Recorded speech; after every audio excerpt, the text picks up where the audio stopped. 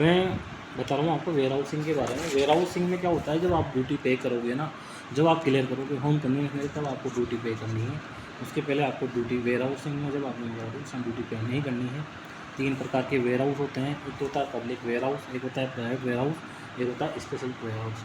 जो पब्लिक और प्राइवेट होता है ना, वो तो रिकॉर्ड बेस्ड कंट्रोल रखते हैं, और जो स्पेशल वेयर हाउस होते हैं वह रिकॉर्ड बेस भी होता है और फिजिकल कंट्रोल होता है, मतलब लॉक होता है उसमें। स्पेशल वेयर हाउस में आप नोटिफाइड गुड्स को रख सकते हो, जैसे सोना हो गया, चांदी हो गया, हजार्डेड गुड्स हो गया।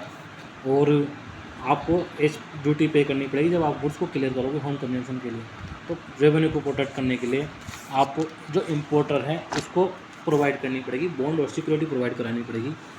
दो प्रकार के बॉन्ड होते हैं, एक होता है कंसाइनमेंट बॉन्ड, एक होता है जनरल बॉन्ड। कंसाइनमेंट बॉन्ड तो क्या होता है, किसी पर्टिकुलर कंसाइनमेंट के लिए होता है। जनरल बॉन्ड क्या होता है, पर्सन बेस होता है। तो एसीडीसी क्या करता है, अमाउंट परमिट करता है। तो 3 टाइम्स ऑफ ड्यूटी असेस की जाती है। अगर आप कोई गुड्स हैं जो यूज होने वाला है 100% ईओयू में, ईएसटीपी में, एक्सटीपी में, can be warehouse till the clearance home, तो आप उसको जब तक आप क्लियर निकलोगे होम कंजम्पशन के लिए तब तक आप उस पर रख सकते हो, उस पर कोई इंटरेस्ट नहीं लगेगा। लेकिन कोई अदर गुड्स हैं तो आप वेयर हाउस कर रहे हो 1 साल के लिए या जो भी एक्सटेंडेड टाइम पीरियड है, तो date of order of permitting warehousing जो भी टाइम लिमिट है। हाउएवर लेकिन आप पे इंटरेस्ट बनना स्टार्ट हो जाएगा 15% पर एनम के हिसाब से। जैसे 90 दिन खत्म होंगे, आफ्टर द 90 दिन interest at the rate 15% on duty payable eight clearance. जैसे वो 90 दिन एक्सपायर होंगे, जब आप ड्यूटी पेमेंट करोगे तब से लेकर तब तक आपको इंटरेस्ट पे करना पड़ेगा, एक्सपायरी ऑफ 90 डेज। तो if no duty is payable, अगर आपकी ड्यूटी बनी नहीं रही तो इंटरेस्ट बनेगा ही नहीं, मतलब नो प्रिंसिपल नो इंटरेस्ट वाला भी फॉर्मूला है। If goods not remove with in permitted time, अगर आप गुड्स को रिमूव नहीं करते हो जो आपके पास टाइम परमिट कर रखा है या जो एक्सटेंड कर रखा है टाइम, तो गुड्स शेल भी डीम्ड माना जाएगा, मतलब डीम्ड रिमूवल माना जाएगा कि आपका टाइम जैसे वो एक्सपायर होगा ना टाइम, उस दिन ये मान लिया जाएगा कि आपने गुड्स रिमूव कर दिए हैं।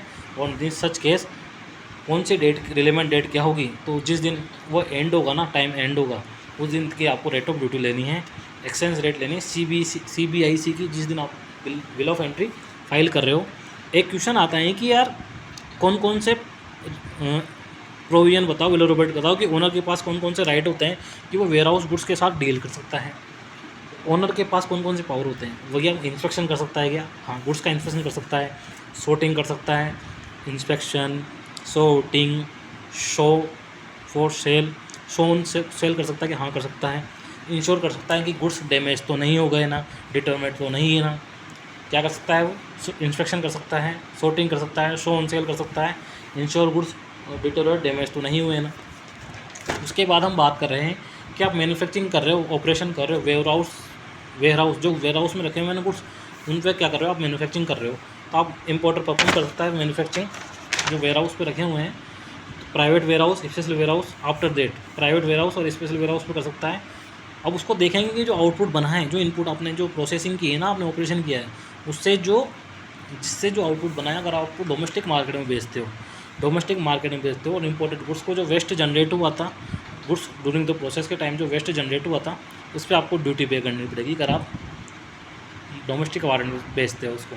लेकिन वही आउटपुट अगर आप एक्सपोर्ट मार्केट में बेचते हो, तो जो ड्यूरिंग दी ईयर जो वेस्ट जनरेट हुआ है उस पर आपको ड्यूटी पे करने की ज़रूरत नहीं है। अगर उस वेस्ट को आपने डिस्ट्रॉय कर दिया, अगर आपने उस वेस्ट को डिस्ट्रॉय कर दिया तो ड्यूटी पे करने की ज़रूरत नहीं है। अगर डिस्ट्रॉय नहीं किया मेरे भाई, तो आपको ड्यूटी पे करनी पड़ेगी। जैसे एग्जांपल है कि आपने कोई रबर इंपोर्ट किया और उससे टायर बनाए, तो रबर आपने इन द लेफ्ट से जैसे 1500 kg का तो रबर इंपोर्ट किया, कोई दूसरा प्रोडक्ट आपने यूज़ किया 1210 रुपये का, मतलब 210 रुपये का, तो आपने टोटल कितना यूज़ किया, 1710 रुपये का यूज़ किया।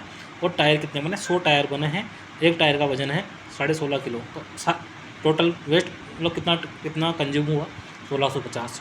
तो 60 kg क्या हो गया, आपका वेस्ट हो गया। तो उसमें देखना कि एक्सपोर्ट के रिगार्डिंग कितना वेस्ट हुआ, फिर एक्सपोर्ट में भी रबर का कितना वेस्ट था, वैसे ही डोमेस्टिक में कितना था, तो उस हिसाब से देखना। तो अगर आपने डिस्ट्रॉय कर दिया तो आपको ड्यूटी पे करने की जरूरत नहीं है एक्सपोर्ट में, तो और उसमें तो डोमेस्टिक में तो आपको ड्यूटी पे करनी पड़ेगी। कौन कौन से सरकमस्टांसेस हैं जिसमें आप वेयर हाउस का इम्प्रॉपर रिमूवल हो सकता है, मतलब परमिटेड टाइम पीरियड में आपने गुड्स को रिमूव नहीं किया, या आपने रिमूवल जो गुड्स पर किया है वो सेक्शन 71 का मतलब कॉन्ट्रावेन किया है, आप ना तो गुड्स को रिम्यू कर रहे हो, नहीं आप एक्सपोर्ट कर रहे हो, नहीं आप प्रॉपर ऑफिसर को क्या कर रहे हो, अकाउंटेंट कर रहे हो, सूचना दे रहे हो। Thank you so much.